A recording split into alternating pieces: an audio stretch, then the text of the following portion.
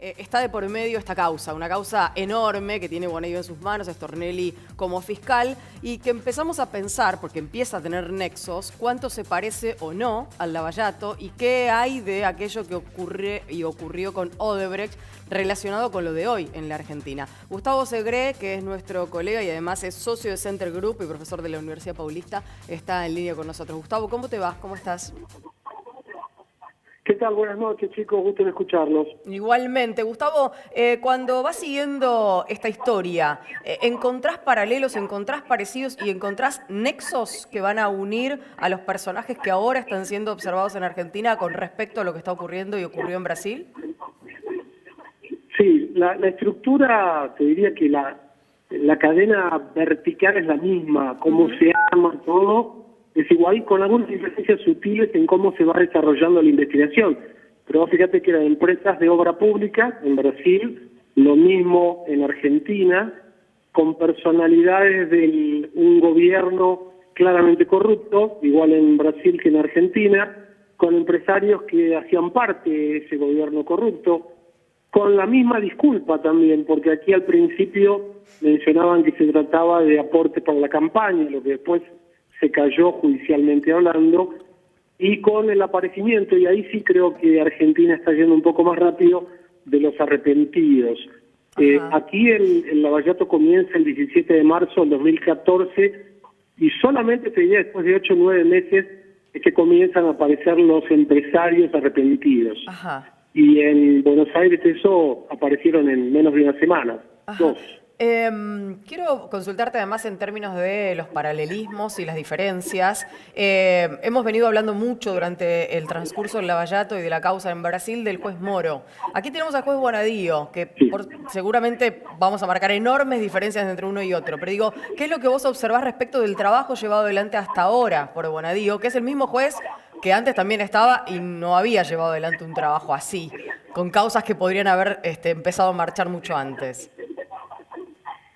Mira, yo creo que hay una diferencia importante en la formación judicial de Brasil y Argentina.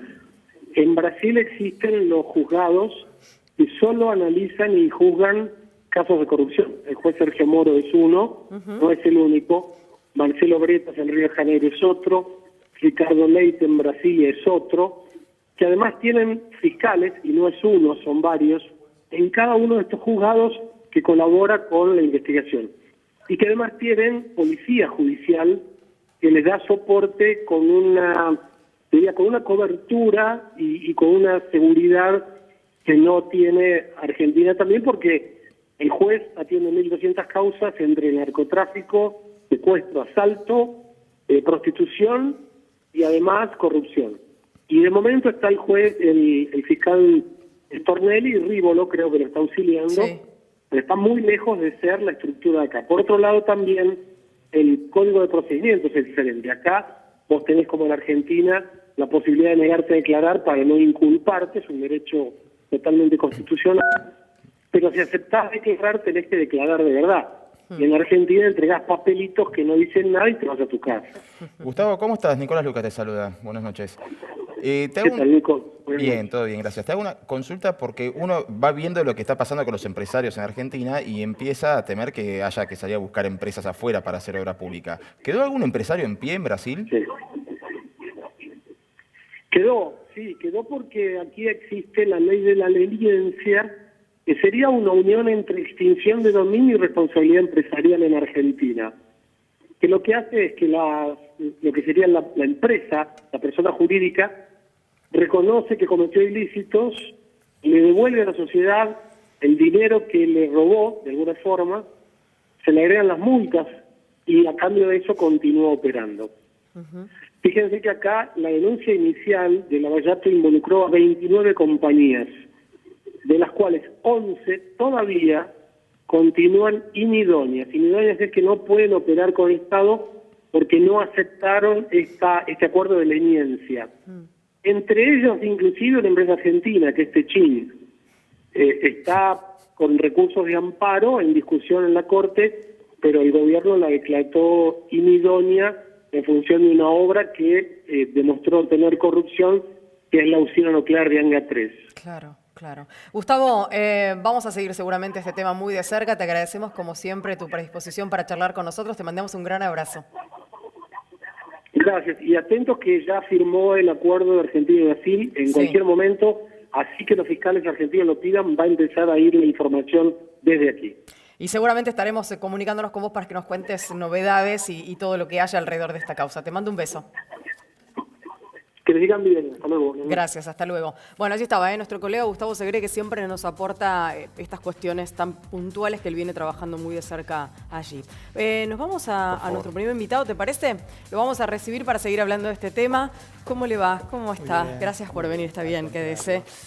Alfredo Popritkin es contador forense, ya lo hemos tenido aquí, perito en casos penales, pero además con gran conocimiento de muchas de las cosas que ahora estamos viendo aparecer ya realmente en causas judiciales que van avanzando, ¿no? Sí, de casualidad, uno de los casos que seguimos muy de cerca en su momento, allá por el año 2009, es la causa de enriquecimiento ilícito del matrimonio Kirchner, y conocemos todo su desarrollo, tratamos de intervenir, hicimos algunos aportes, y bueno, y después seguimos las declaraciones juradas anteriores y las posteriores también, y los vínculos que tuvo todo esto con el lavado de dinero, las causas de lavado y demás. En este marco de situación y con la situación fundamentalmente del juez Norberto Yarví, de sus declaraciones frente a Bonadío y demás, ¿qué chances existen de que esa causa se reabra? Desde el punto de vista fáctico o práctico, digamos que es el que yo conozco, yo creo que serían totales las posibilidades. Sería hasta, se cae de maduro que debiera abrirse esa causa, porque todo lo que allí se analizó desde... La prueba principal fue la pericia contable. Esa pericia tiene algunos problemas en su preparación, pero también tuvo una interpretación absolutamente errónea, a mi criterio intencionada por parte del juez. La interpretó como quiso interpretarla él, como se le antojó, porque quería llegar a un resultado más allá que la pericia tenía una cantidad de observaciones y no tenía una conclusión respecto del patrimonio de Néstor Kirchner.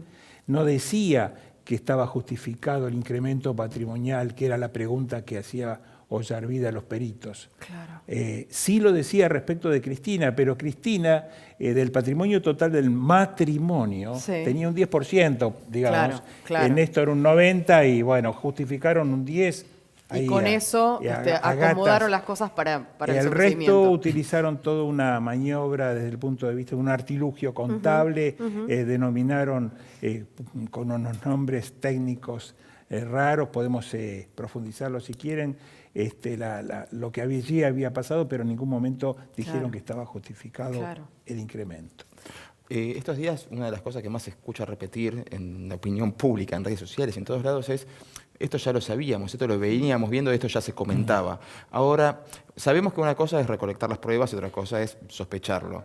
Pero cuando vemos todos estos procedimientos, si mucha gente se enteraba, incluso yo recuerdo algunas declaraciones en medio del conflicto con el campo, algunas de las declaraciones de esas autoridades en los medios públicos decían: a Debido le dicen celular porque es con el 15 adelante. Lo decían públicamente. Yo entiendo que cueste encontrar las pruebas así como aparecen en estos cuadernos, pero ¿se salva algún juez cuando vemos que no hubo intervenciones telefónicas, que no hubo seguimientos de inteligencia, que no hubo peritaje sobre ningún patrimonio, con cosas que todos sabíamos, menos ellos se calentaron en buscarlo? Mira, yo te voy a dar un dato de la práctica que me tocó vivir cuando profundizamos en la causa, que entre paréntesis la causa de la cual estamos hablando se concluyó en 5 meses. Es el único caso, creo que en la historia judicial argentina, de un caso penal por enriquecimiento ilícito y de esta trascendencia, un caso emblemático y demás, se termina en tan cortísimo tiempo. Había toda la presión para que se concluya, los fiscales no apelaron, etcétera, etcétera. En cuanto a las pruebas, nosotros con la sola mirada, el análisis de la declaración jurada del 2008 respecto de la del año anterior, o sea, ahí había que analizar si el incremento entre una y otra estaba justificado. Con la sola observación tuvimos enormes dudas y muchas preguntas que hacernos y que le hicimos en un cuestionario pericial, en un detalle de preguntas sugeridas a Ollarvide, presentadas en expediente. Ollarvide miró para otro lado contestó. y no contestó, ni nos atendió, ni nada. Hay otra situación que puede no ser vinculante en este caso, digo, pero uno no puede dejarla pasar. Ajá. Y es que el contador que llevó adelante la presentación de los papeles del matrimonio Kirchner es el contador Manzanares, que era el contador de la familia y que ahora está detenido por otra causa. En efecto, este es otro de los problemas que nosotros visualizamos y le planteamos a Ollarvide. En el sistema procesal penal argentino, vigente en aquel momento, y hasta el día de hoy es lo mismo, los peritos en el fuero penal, no pasa esto en otros fueros, en el fuero penal, los peritos de parte incluso deben ser peritos que prestan juramento de decir verdad. Esto significa que no pueden tener ningún tipo de vínculo directo ni relación, deben ser imparciales, objetivos, o sea, deben actuar con una objetividad total. En el caso de Manzanares, Manzanares había hecho los balances de las sociedades de los Kirchner, había preparado todas sus declaraciones juradas impositivas durante años, era el contador de toda la familia Kirchner, de ninguna manera podía actuar como perito de parte. Y actuó, no solo actuó, sino que yo diría que en gran parte piloteó, llevó adelante el conjunto de peritos, porque teóricamente trabajaron 3. Lo que pasa es que se suma otra irregularidad más respecto de los peritos, que otro de los peritos era alguien que Ollarvide designó con nombre y apellido, lo digitó, indicó que debía actuar, que era el decano de los peritos de ese momento. Ese decano recibió, hasta donde nosotros obtuvimos información, la visita en su despacho del cuerpo de peritos contadores, la visita del secretario del juzgado, tuvieron una reunión a solas, le llevó la pregunta o lo que debían hacer, le llevó la documentación o le entregó la documentación que existía, que era poquísima, en mano al decano, y no se sabe qué conversaron allí adentro, pero una de las cuestiones que sí trascendieron es que ese peritaje debía concluirse con suma rapidez, muy rápido, bueno, como sea. Está bien, Ollarvide ya no está en el Poder Judicial, pero uno tiene desconfianza del resto del Poder Judicial cuando se encuentra con que, si no era por las declaraciones de Ollarvide el otro día, hoy no estaríamos hablando de cosas juzgadas ahí, irritadas, cuando el contador está detenido. No, perdón. Tendría que haber empezado ya a revisar. hablando de cosas juzgadas irritadas en esta causa desde, yo diría, los 2 meses posteriores al cierre de la causa. Más, hay como 5 o 6 planteos de ese tema. Lo que ocurre es que el propio juez es el que primero debía decidir sobre este tema, era el propio Ollarvide, y se apelaba, iba a la Cámara y tampoco se hacía lugar. O sea, parte de estos problemas que existieron ya se conocen hace años. Más, yo no daría garantías que hoy, en el planteo que se va a hacer, o que se hizo, mejor dicho, que haya un resultado positivo. No lo garantizo. Pero además hay otra cuestión. Hay otra cuestión que es un asunto de hecho. Yo lo veo de esta manera. Como les dije antes, el 90%, por decir un porcentaje muy alto, del patrimonio era de Néstor, a nombre de él, y un 10% de Cristina. La parte de Cristina, de la expresidenta, los peritos sí dijeron que se justificaba el incremento patrimonial.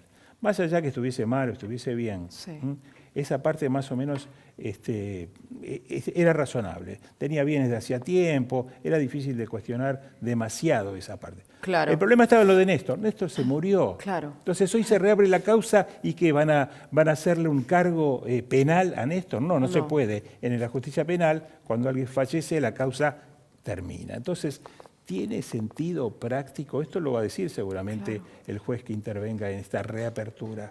¿Tiene sentido práctico? ¿Es abstracto este pedido? Yo creo que allí tendríamos que apuntar a otra cosa, que es algo que yo quisiera que si tenemos un minuto me permitan mencionarlo. Me parece que acá lo que tenemos que pensar hoy por hoy es una causa muchísimo más importante, que es la que tenemos en Danza y que están trabajando día y noche el juez Bonadío y el fiscal Stornelli, que es la causa famosa de los cuadernos. Así es.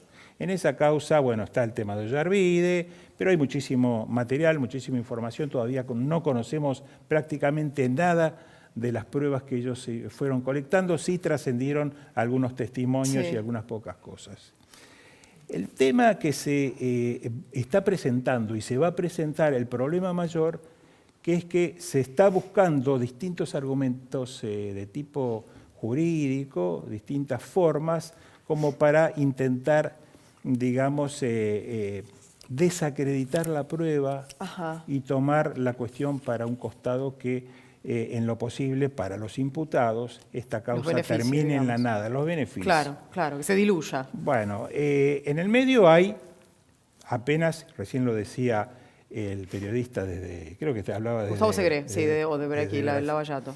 Él lo decía, allí el juez Moro trabajaba solo en esta causa, con un equipo, más un equipo de fiscales, más un equipo de policía, no cualquiera, policía judicial experta que dependía y era confiable. Bueno, acá nada de eso lo tenemos en la justicia. Lo que sí tenemos es un gran deseo de muchísima gente de que esta causa llegue hasta el final. No decimos que los condenen a unos u otros o los sobresean, pero que rápidamente todo lo que se llegue a fondo y que se utilicen todas las pruebas. Entonces, ¿qué hicimos nosotros? ¿Qué iniciativa tomamos al respecto?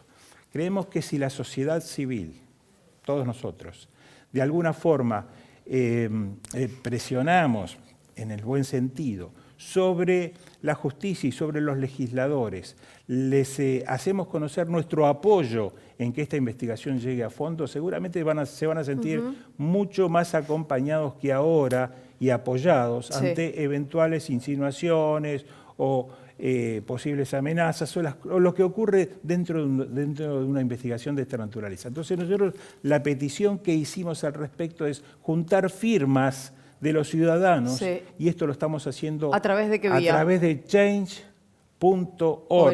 Change.org. ¿Y cómo se llama la iniciativa? Barra Lavallato Argentino. Bien. Lavallato Argentino. Bien, entonces es change.org/Lavallato Argentino y ahí se pueden juntar firmas para acompañar. Cualquier oyente, cualquier persona que nos está escuchando, nos está viendo en este momento, ingresa en su celular, en su computadora, de esa forma y hace un clic donde dice firma y ya hizo un aporte y ahí vamos a estar haciendo algo positivo para que las cosas realmente cambien. Contador, muchas gracias por haber venido. Al contrario, un placer. Un placer.